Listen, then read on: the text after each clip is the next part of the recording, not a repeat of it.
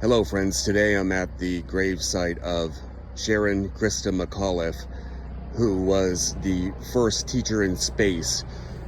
President Ronald Reagan announced in 1984 a program called the Teacher in Space program, and Christa McAuliffe was a teacher here in Concord, New Hampshire, and she was the first participant in that Teacher in Space program.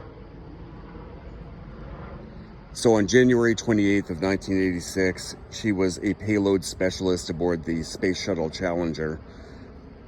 There was 7 crew members, including the pilot, and they all died tragically in the explosion of the spacecraft during the launch of STS-51L from the Kennedy Space Center at 11:40 a.m. Eastern Standard Time on January 28th of 1986. The explosion occurred 73 seconds into the flight as a result of a leak in one of the 2 solid rocket boosters that ignited the main liquid fuel tank. The crew members of the Challenger represented a cross-section of the American population in terms of race, gender, geography, background, and religion. The explosion became one of the most significant events of the 1980s as billions around the world saw the accident on television and empathized with any one of the several crew members killed. This right from the NASA website. Francis R. Dick Scobie was the commander. The pilot was Michael J. Smith. One of the mission specialists was Judith Resnick. Ronald McNair was another one. Ellison S. Onizuka. Gregory Jarvis. And of course the teacher in space, Christa McAuliffe. Sharon was born September 2nd, 1948 in Boston, Massachusetts, and she was one of 11,000 applicants for the program, and she was selected. She was a history teacher at Concord High School. As a member of Gen X, I watched this live from my classroom, as did millions of kids around the country. And it says, wife, mother, teacher, pioneer woman, crew member, Space Shuttle Challenger, America's first ordinary citizen to venture towards space. She helped people, she laughed, she loved, and is loved. She appreciated the world's natural beauty.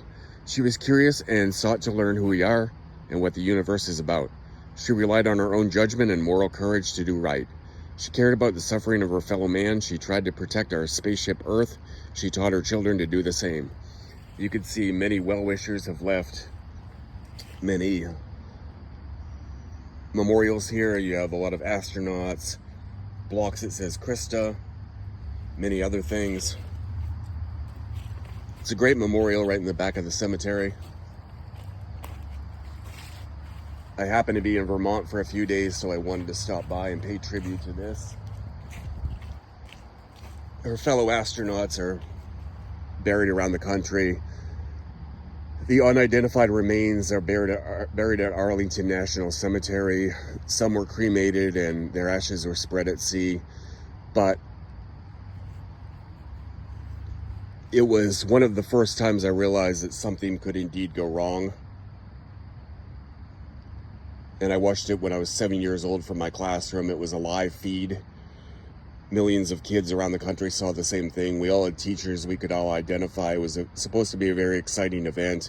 And of course it ended in tragedy. What happened was the O-rings were supposed to keep gases from entering the main parts of the shuttle. And the O-rings were known to be faulty. It was record cold temperatures in Florida. The morning of the launch, there was ice on the equipment. And they knew that there was a risk to launching it, but they launched it anyway. And 72 seconds into the flight, the last message that they heard from the crew was, uh-oh. And that was the last communication that they heard.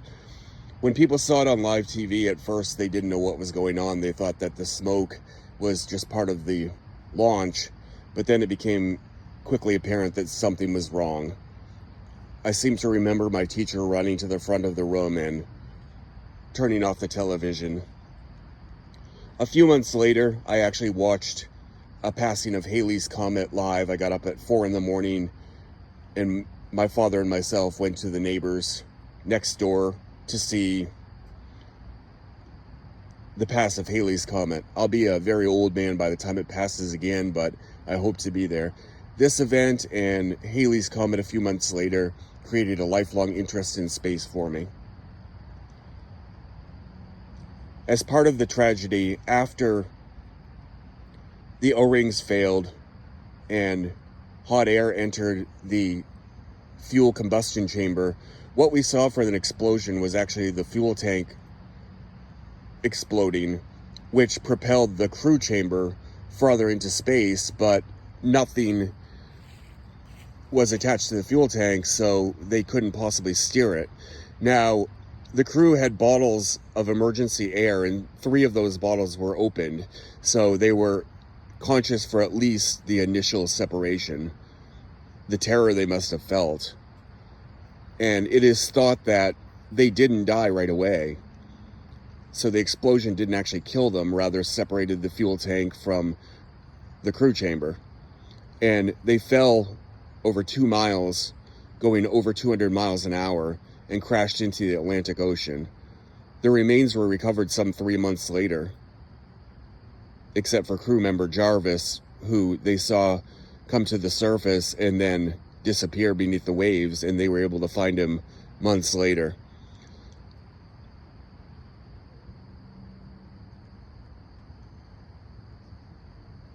Initially, NASA made it sound as if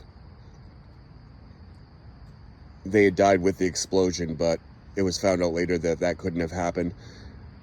Likely, the collision with the Atlantic Ocean is where they died. It's not all for naught, though. It opened up the dialogue about the dangers of groupthink and made us rethink the acceptable engineering of spacecraft at the time. So, the death of these 7 crew members was not all for naught. But it's kind of crazy as a Gen Xer standing right in front of this, because we heard nothing about this for months afterwards. It was a crazy time, definitely, in 1986.